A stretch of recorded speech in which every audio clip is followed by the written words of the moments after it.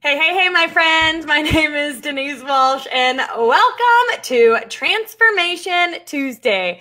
Oh my gosh, I am so excited about this week's call because we kind of have brainstormed a bit about what is holding Nat back. And I think that what is holding her back is something that we all struggle with. Self-sabotage it's like us getting in the way of us. It's like us saying we want something, but yet we're not doing the things in order to get us there. Self-sabotage is kind of like when your head and your heart don't really match because you say you want something, but emotionally you're 3 steps behind and you're not actually getting it done. So you don't see change, and then you don't believe that there can be change, and then you go, see, I told you. So we're going to talk all about that today, but there's lots of different ways you can self-sabotage. And if you're interested in learning more about this topic, go to denisewalsh.com/quiz. denisewalsh.com/quiz, because I have a quiz, a 6-question quiz that you can take that can help you identify what's preventing you. What is your dream blocker? What are you doing that's self-sabotaging yourself? Because we all have it. So Nat, before we kind of dive into your specific self-sabotage, I'd love for you to just introduce yourself and let us know a little bit about your story. Okay, my name is Natalie Rabel. I just turned 27. I'm from Texas. I've been with It Works for 8 months, but on top of that, I'm an optician, and I just recently started my ministry. Oh, so what is your ministry? Well, I want to go and be a pastor, and right now at my church, Thrive Family Church here in Lubbock, Texas, I help out with the children's ministry. Oh, cool. And you said you're an optician? What is that? Yeah, I'm an optician. So I am like a frame specialist. I help the doctors. I help people pick out glasses and get their lenses made for them and stuff. Okay, I was trying to connect eyes with the ministry, but Yeah, okay, so you're wearing a lot of different hats. Yes, I am. Okay. And why did you get started with your business? I wanted a way out. So I've lived paycheck to paycheck for as long as I can remember. And I've always saw myself as a leader. I've always kind of felt that. I've always had a little bit of authority in my voice. And I wanted to take advantage of that. And I really feel like God had called me to that when he called me to ministry. And I was like, yay, I knew I was a leader. So I'm just trying to push for that. And I was ready to dive in. And I was able to do that with It Works. Okay, so It Works was another place for you to use your voice. Yes. And why else did you get started? To be out of debt. That was one of the main things. It had a lot of opportunity that I was totally looking forward to. Okay, so you wanted to have a voice. This gave you a voice. You wanted to get out of debt. Okay, why else did you get started? To build relationships and have a lot of people that I can trust that are on my side. That has been tremendous. The team that I have got going now, we are unbreakable, and it just means the world to me. You're really creating a culture and creating community. Yeah. Is there any other reason why you got started? Nope, that's about all of them. Okay. All right. So you got started 8 months ago. Is there anything that you feel like has been a barrier over the past 8 months for you to actually like dig deep and make things happen for yourself? Honestly, I feel like it's probably failure. I had a lot of people, like I did some cold messaging and I had a lot of negative backlash from that. And I just didn't want people to think I was taking advantage of them. So I literally stopped everything I was doing. I lost the team I had before, and I was like, I have to just start from the beginning and work my way up. I mean, I went from memorizing and learning everything about the products to asking different people about their ways and logic and steps. And I just grabbed a bunch of it together, started reading the Bible, really brought that into it. And now I was like, okay, I'm ready to push forward. But I feel like maybe I shouldn't have been so hard on myself at first, because I could probably be a lot farther. Okay. All right. So you did, you had that. Well, I think what's interesting is anytime you feel like you did something wrong, I mean, it sounds like you hit that negativity and then you're like, all right, I need to change my strategy. But that you took some time off, you calibrated, you read your Bible, you recentered yourself, and then you came back at it with a new strategy. Yeah. Did you feel like this new strategy, you were confident right away? No, and I'm still a little weary on it, but from stopping the first time, I just realized that I can't just stop every time something happens. I have to push through it. And I'm really working on that because I'm still to this day stopping versus pushing. Okay. So what I've learned, and you can let me know what you think if this resonates at all with you, but it's when you take a step and you feel like, oh man, I did it wrong, or whatever it is, or shoot, I messed up, and you retreat back, what happens then is every time you take another step, you wonder if it's right or wrong. And you're like, oh my gosh, am I doing this right? Oh my gosh, I'm not sure. Oh my gosh, am I going to get yelled at again? Oh my gosh, what are they going to think? Oh my gosh. And so every step we take, it's like wishy-washy and it's double-minded and it's uncertain. And then we second guess ourselves all the time. And it's really hard to run when you're constantly going, am I going in the right direction? Yes. Oh my gosh. Yes, that is literally me 24/7. Okay. You also mentioned something about overthinking. Tell me about that.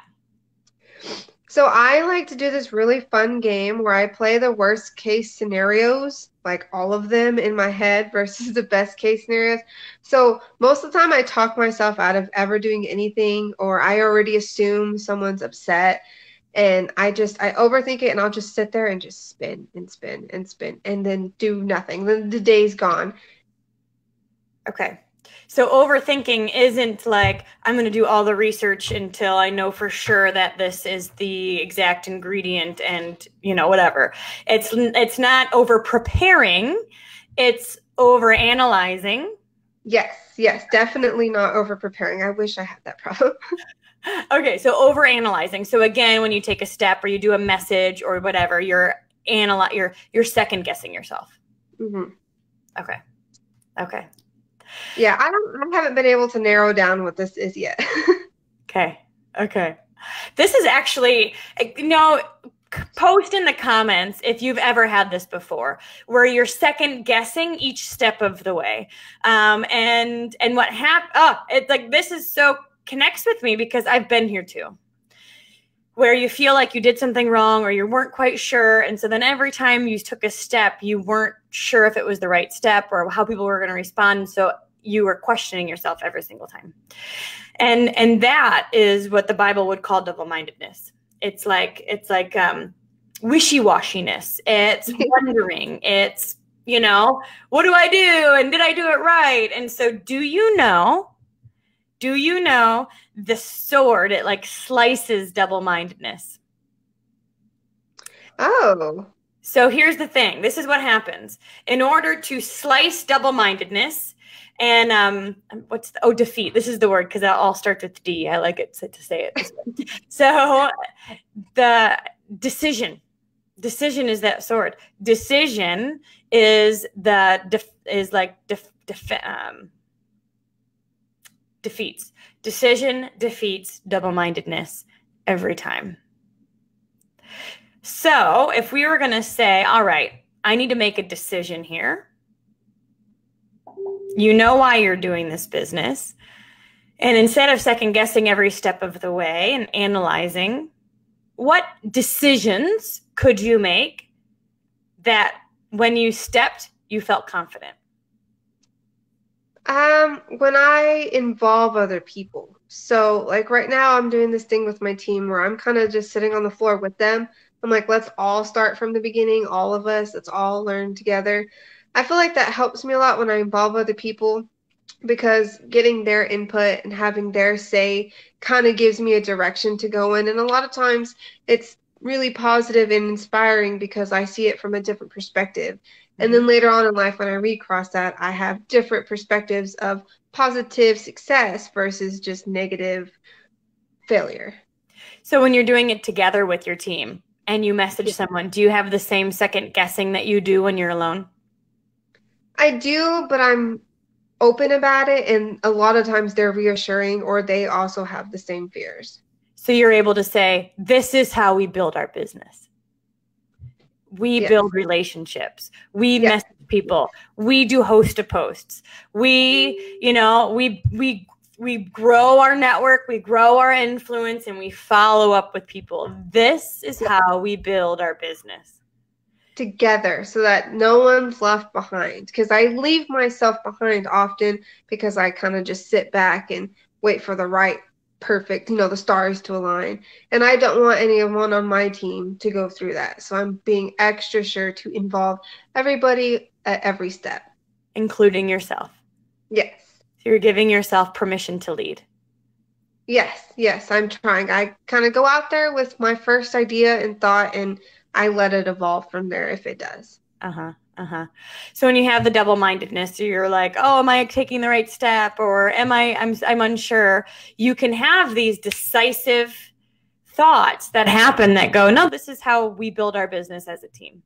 This is how it goes. This is the decision I made. This is what we're doing, and it works. And decision defeats double-mindedness every single time. So what's another maybe wishy-washy thought that you have when you're taking action in your business or preventing yourself from taking action in your business? I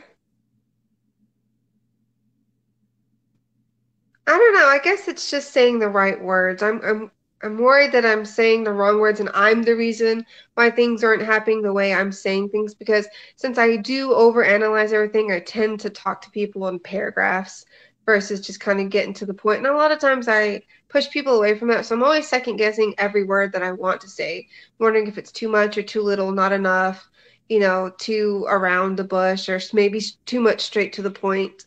Yeah. Stuff like that. Yeah. If you can relate to that, post in the comments, because absolutely, when you go to type or you go to leave a voice message and you, am I doing it right? That's the question you're asking yourself.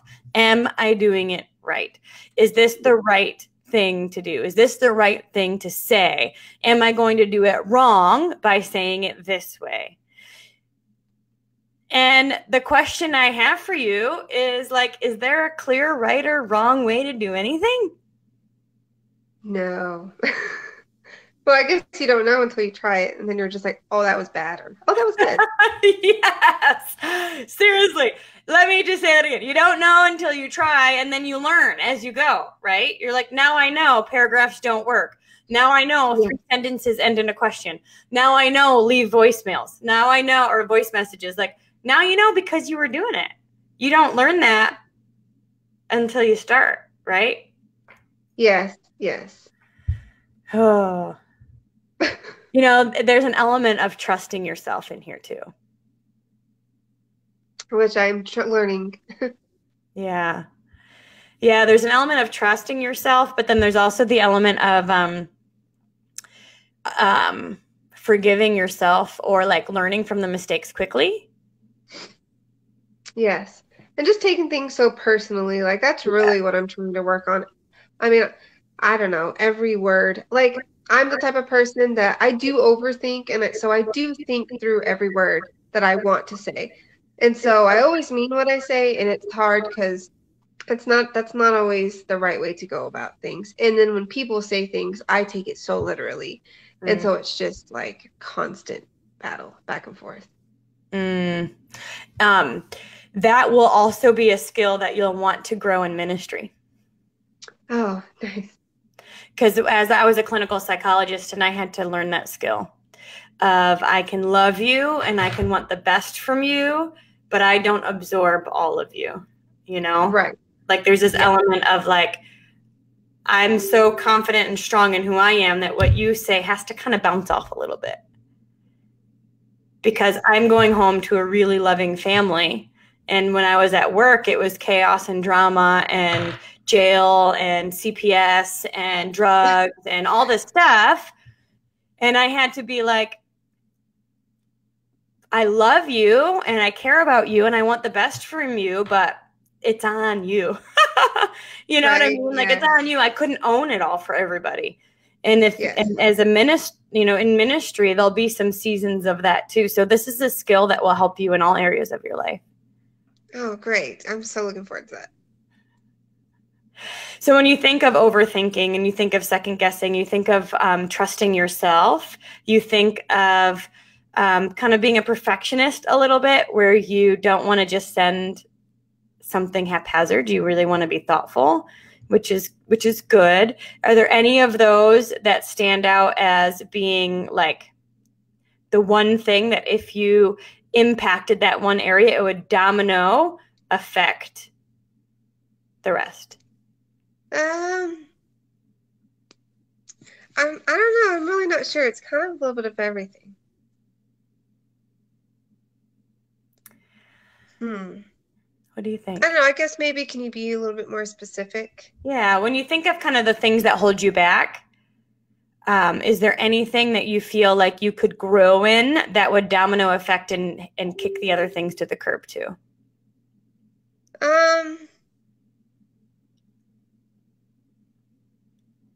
Really just the uncertainty. That's really what holds me back is I want to say and do the right things, and I just don't. I don't know. I feel like right now I'm just trying this thing where I'm making my positives outweigh my negatives. And Yeah. you know, because that's as specific as I can get, because setting bars and not meeting them and failing myself is like kind of dominoing right now. And so I'm trying to like pull it back little by little in any way I can.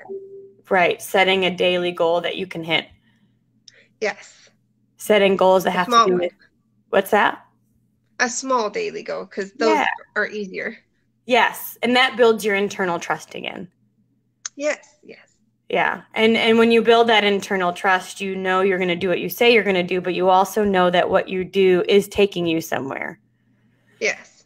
And what it sounds like too is when you grow that internal trust, then because I hear you being like super yellow and loving, but also insecure a bit, because every question of uncertainty is kind of like, what are they going to think about me? Yes. Yes.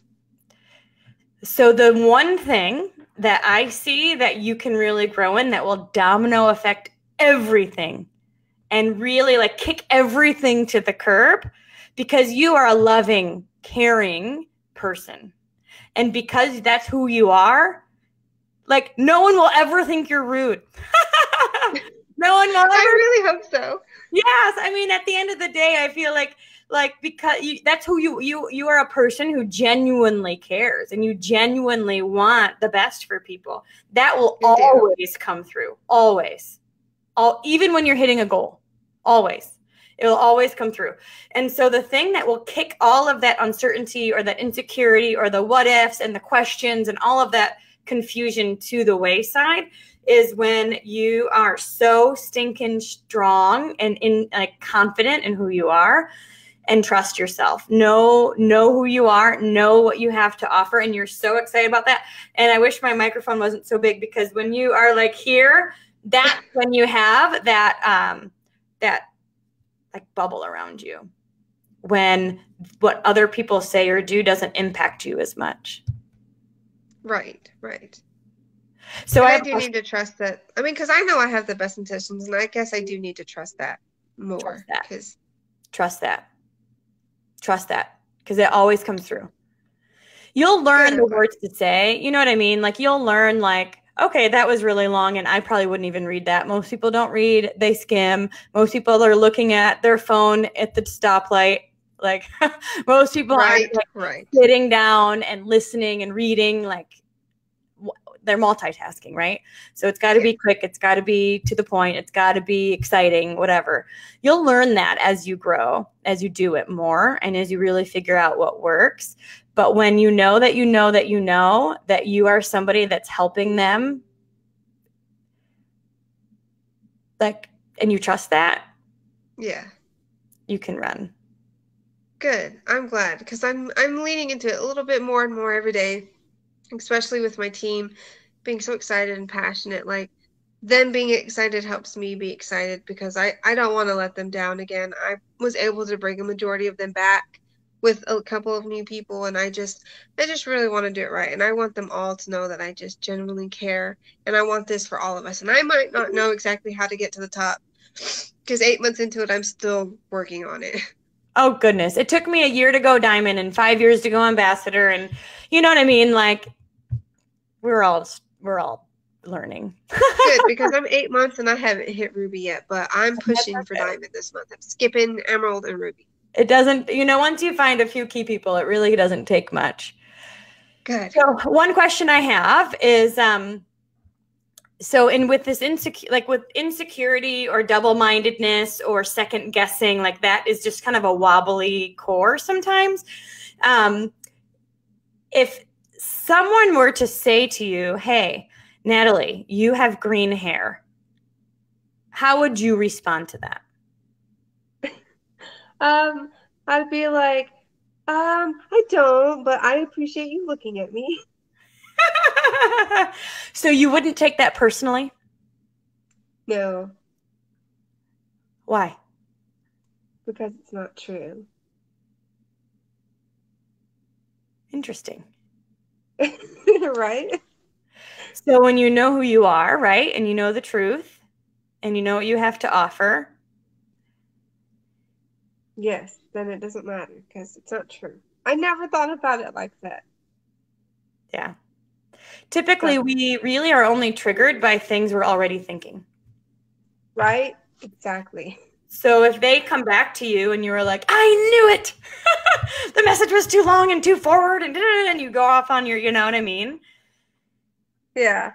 You're I don't know. Maybe I'm asking for too many opinions also. Like I'm so worried that I'm asking because no one's gonna be the same way. Like it's to the point right now where I'm like looking at strangers because I work inside of the mall and I'm like, hey, would you read this? Does this sound spammy to you? And they're just strangers and they're like,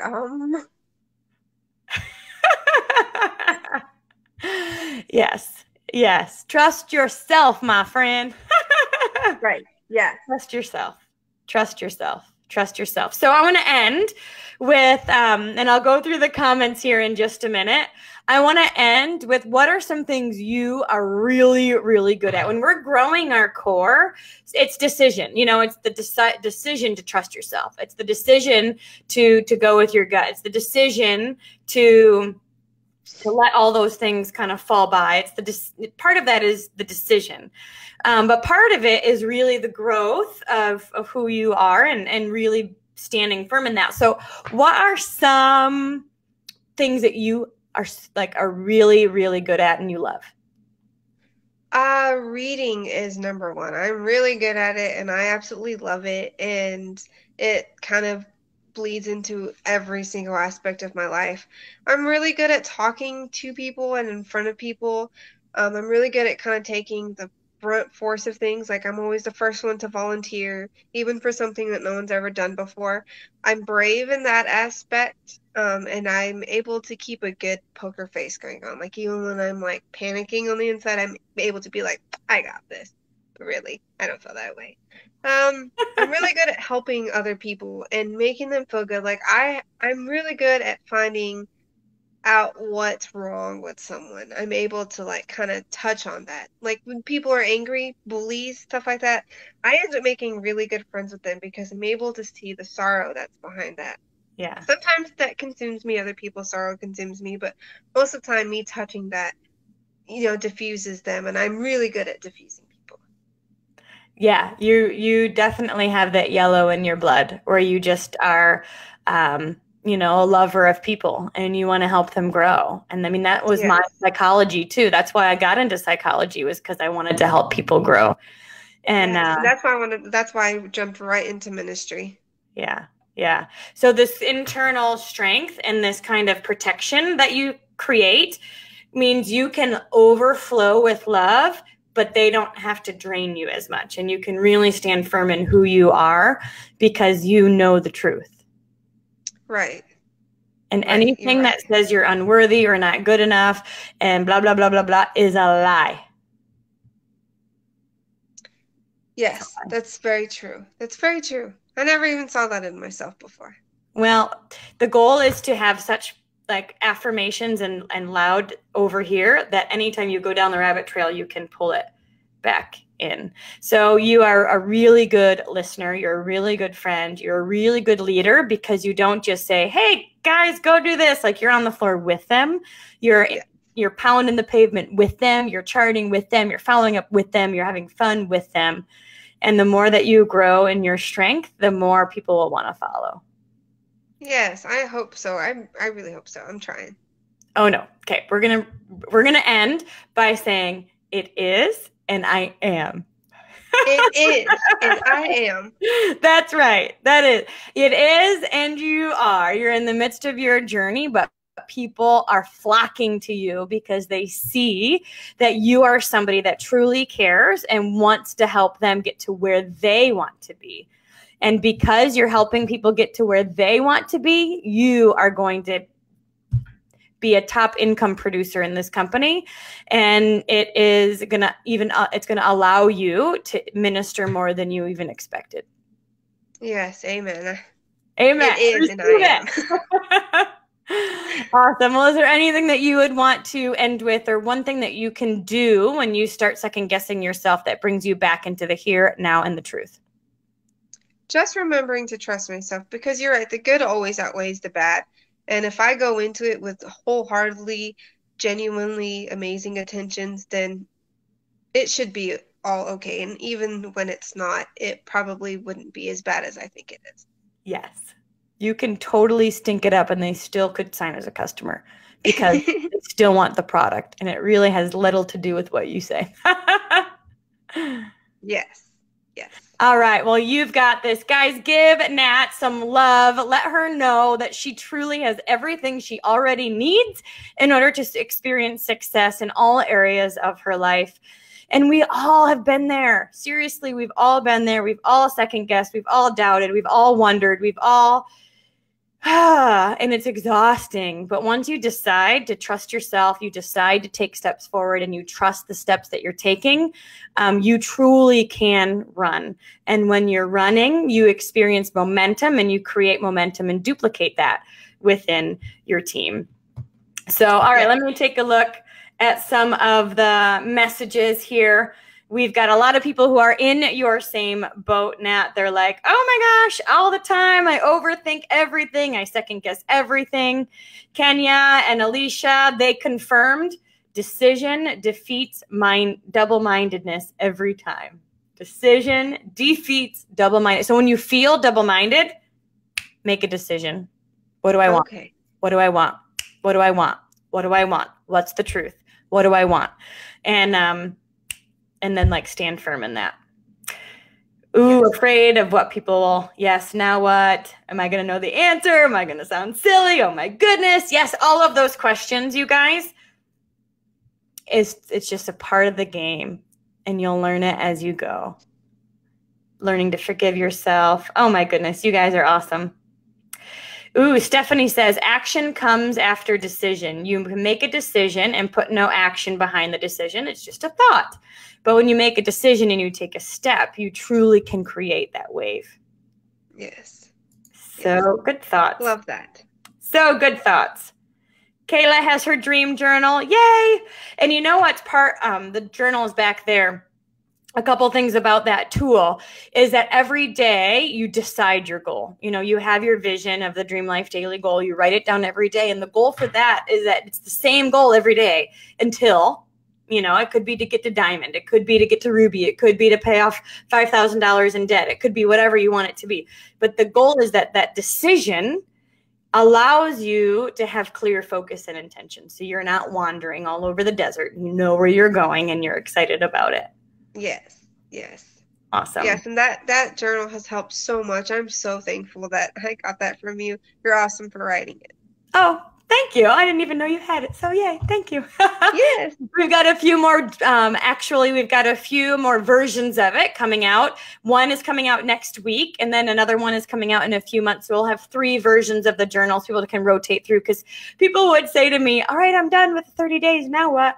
And we will have a few options so you can kind of keep going and keep that success habit going. So, oh my gosh, you guys, you are awesome. Thank you so much for all of the comments. Nat, thank you for being vulnerable and open. I hope this was helpful. It was. to kind of dig into your own self-sabotage a little bit, because you're stopping yourself and you don't need to, because you've got everything you already need. So if you guys are interested in learning a bit more about your self-sabotage, go to denisewalsh.com/quiz. Take that 6-question quiz and we'll pop up something that may be holding you back as well, with some resources to dig deep and fight through it. So thank you again, Nat, and we'll see you guys next week at Transformation Tuesday. Thank you.